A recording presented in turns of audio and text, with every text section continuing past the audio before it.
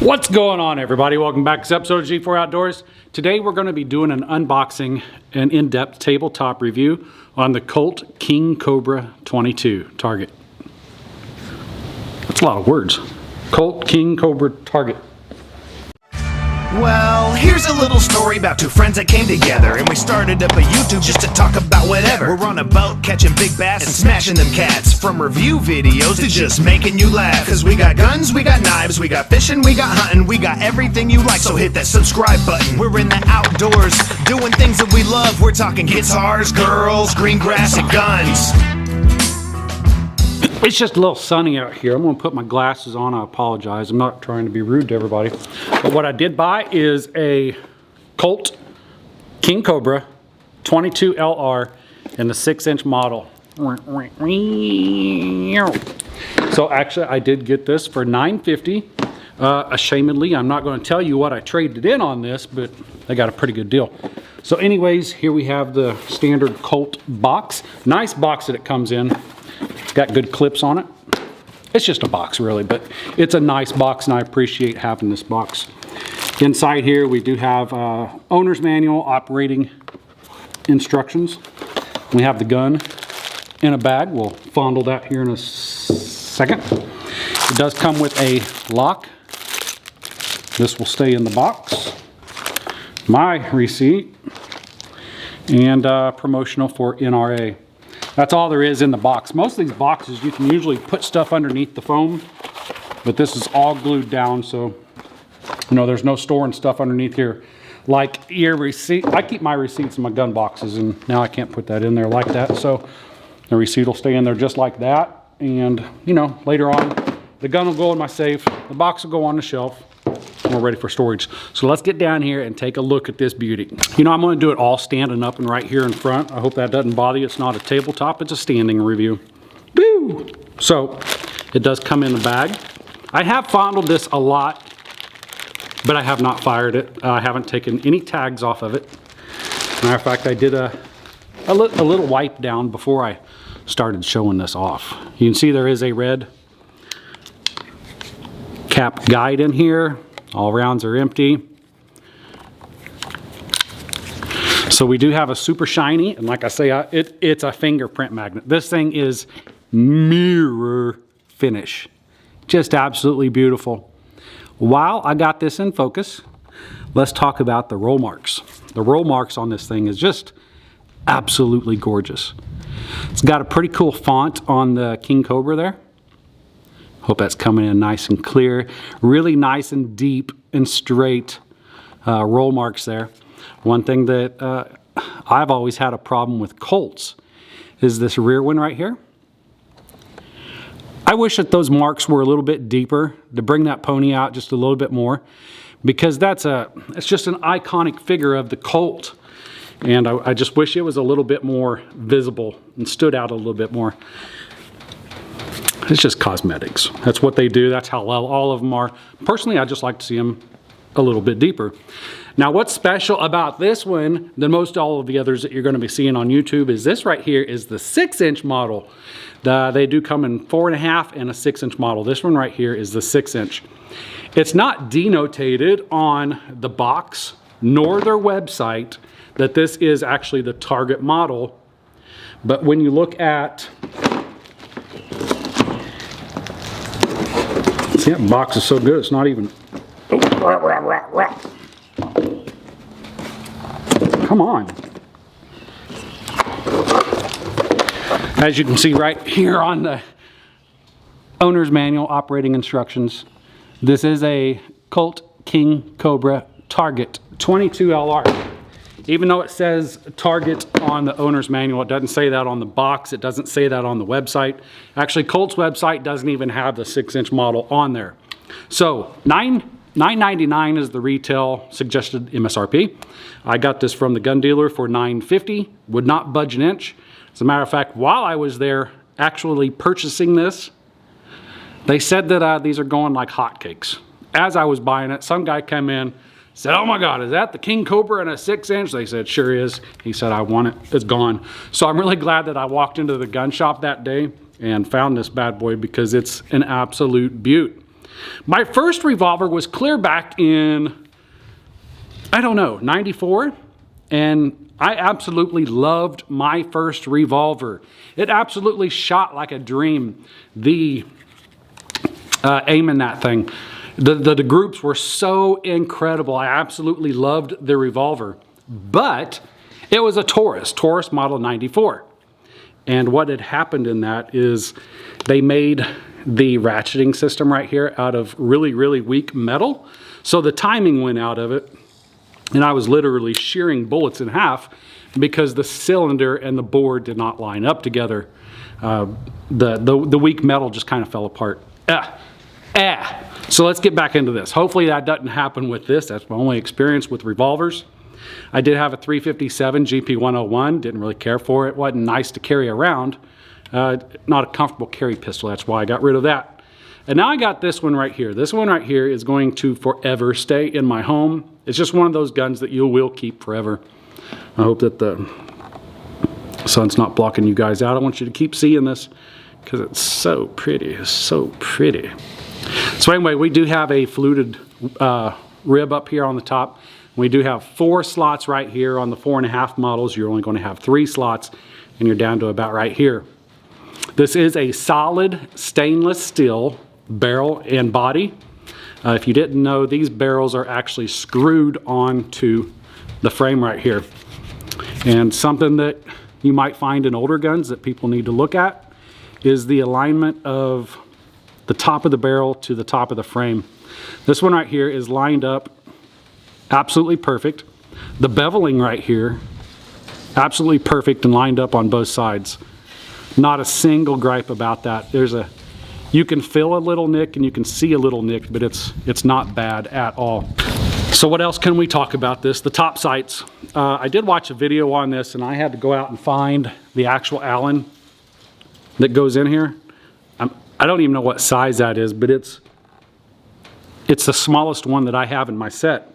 So actually, I haven't fired this yet, but my only gripe on this gun is this set screw. And it's a minimal gripe. Do I think they should have put this in there? Sure, this is a nickel. I don't know what this is. They don't even have to put a bend in it. Just put the screw in there. People can bend that themselves. But other than the set screw on the adjustable sights, that's my only complaint. But I'm glad it's there because if these do wander off, if you get a different bullet, well, it's nice to dial this in and then put a set screw down on it, make it stay in place. Well, let's talk about the, let's open this up real quick. Let's talk about the,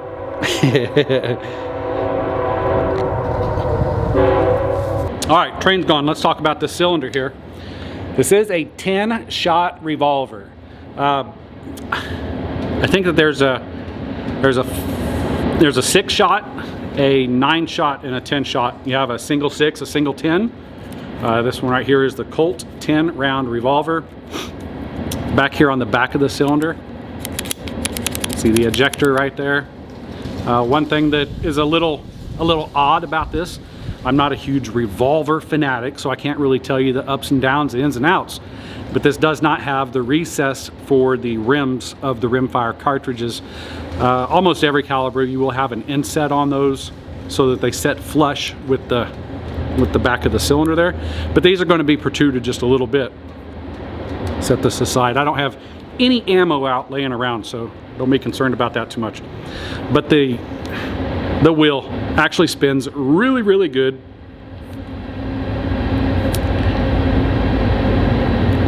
That's just a precision spin right there. It's almost like it's on ball bearings, but I know there's not any.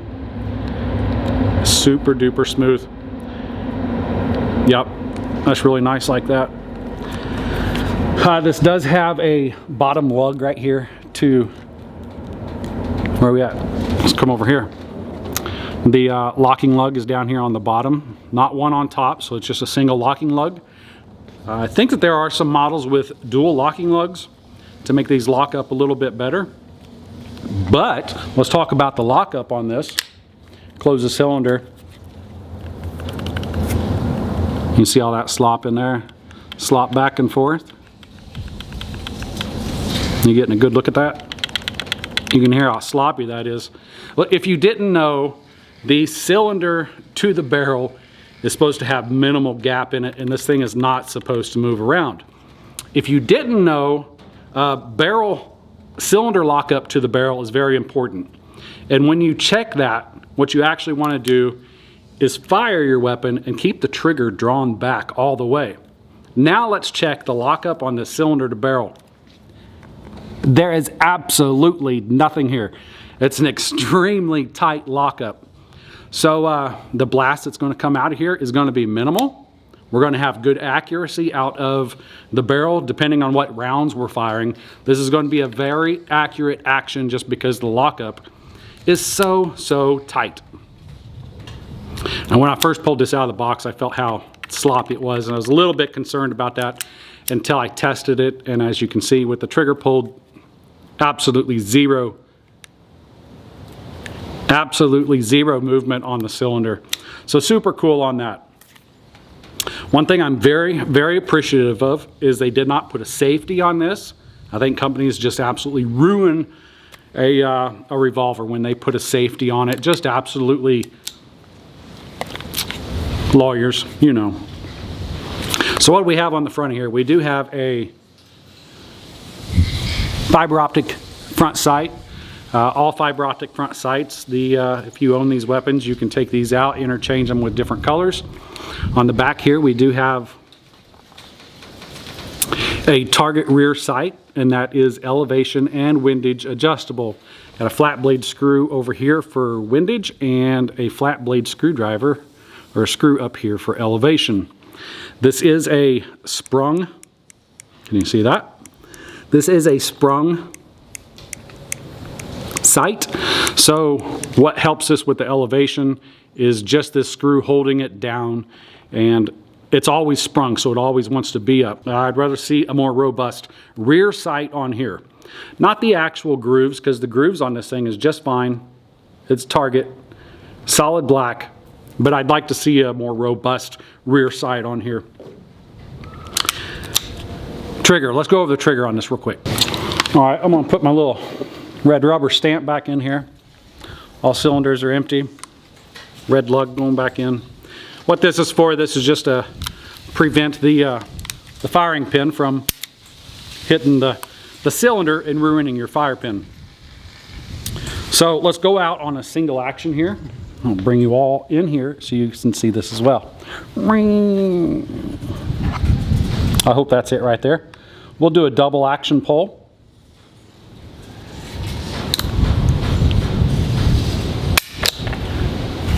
Nine, 5, 6. You got that? Let's do that again. One more.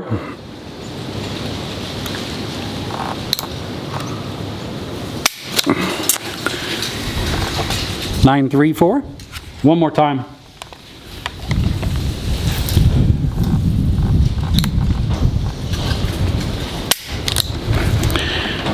Nine, 6, 9. Not exactly precision, not exactly target quality. That's an extremely heavy trigger, but this is the dual action in these. Dual actions on revolvers always comes in way heavier than a single action because you're actually turning the mechanism as you're pulling the trigger. Dual action. The trigger is cocking the hammer and releasing the hammer. Single action, the trigger only releases the hammer. Single action. So that's all that does. That's the difference between single and double action. So let's put this into single action and get a scale on this. Let's clear this out real quick.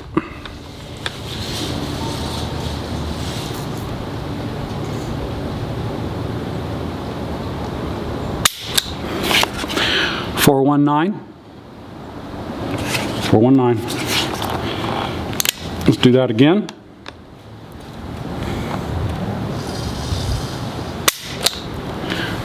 .438. I'm going to do that one more time.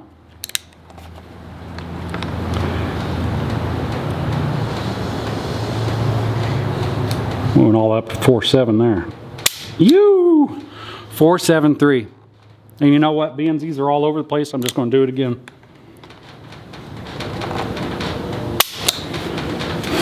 .423. So, you know, we did come back to that 423. So we do have a little bit of reliability and consistency on the single action. Now you can lighten these up if you take these triggers off. You deal with the hammer spring in here. I don't really know what it's called inside of here. It's a hammer spring of some sort. But you can mess with that and lighten up your trigger pull a little bit if you want to, but that spring in there actually dictates how hard this hammer falls. And if you have a super duper light trigger on these, you will have a lighter hammer fall, which will lead to lighter primer strikes. We don't want that on this gun. We want full hammer strikes. The 4.2 poundage on the trigger is really an awesome trigger. If you've never handled single action firearms, 1911s, revolvers on single action, the triggers are non-comparable, incomparable to any, absolutely any semi-auto gun, like Glocks. Yeah, the triggers in a Glock. So, yeah, there's no difference. It's a solid trigger without zero creep at all. So we are on single action right here. 423, that trigger comes in just, I don't think there is a distance. It just drops off at 423, cracks just like a glass rod. Super duper. There's just no movement in there. So, you know, after that's fired, there's a couple little take-up notches in here. There's one right here, and now we're fully reset right there. So it is quite a bit of a reset on these. But if you're used to shooting revolvers, that's no big deal. It's something that you can easily manage. I think just because the trigger pulls so hard and long, you just expect to get back out far on that. Shooting double action, as you can see, is not very accurate. I prefer to shoot all my revolvers on single action just because of that nice trigger pull. Let's come inside here. You can see all the nice inner workings in here. I want to show you actually how a revolver works. So when you pull this hammer back, you see this little deal right here? It's called a pawl. So when that pawl comes out, it grabs on to these ratchets and actually spins it. So as you pull the hammer back, you can see that pawl come up, and what that actually did was just rotated the cylinder. And as you fire, you see the firing pin will come out of there, come right out of the top right here. So that is how the inner workings of a revolver works. Pretty simple. Now same back here, not same back here, but we do have a safety transfer bar. So if somehow, if this trigger was to get dropped right now, it would actually hit this little piece you see right there. But as you pull the trigger, you can see that safety bar drop away, and now the hammer is able to come down and hit the firing pin. One thing that I was expecting to see is some grooves up here on top. It is kind of a satin finish up here on top to reduce glare, but it's definitely not shiny. A lot of guns will have, you know, little ribs running back and forth on here to reduce sun glare. But this, yeah, it's not a mirror finish by any means. It's sandblasted or something here on the top. So you're not going to get much reflection. I've never really had problems with reflections coming off the tops anyway. Let's come back here to the grips. This is a small handle for revolvers. I prefer a little bit bigger of a hammer. The Hogue grips, they do mold to your hand really good and fit really nice. It's just I wish I had more of a gun to hold on to. The weight on this thing, I'm gonna throw a picture up right here, and that's how much it weighs. It's kind of chunky. It is a little bit hefty. One thing that it really is, and all revolvers really, is very, very nose heavy. It's not extreme, but it's something if you're going to get out here shooting, you're actually going to notice it. No, it's not heavy. It doesn't take a lot of effort, but it takes effort to hold this up and to keep it steady, just because there's so much weight out here on the front of it. You're going to get that with any revolver, unless you get a compact snub nose. But this is, it's a lot of stainless steel hanging out on the front there. Up here on the nose, like I say, we are full stainless steel barrel. It's so nice. Nicely machined. Polished all over. Just all over. It's polished everywhere. It's a really nice looking gun. And we're going to be shooting this here soon. We do have a QR code right here. I'm not going to show that too long. I don't know what it's about. But I imagine if you take a picture of that, look it up online, it'll tell you all the specs on this gun, when it was built, where it was built. This did not have any test fired rounds in it, in the box. So I know that they shot it because it did have a bunch of, not a bunch, but it had fouling up here on the front. So I know that they shot it, tested it. You know what's a little weird is the shape of that.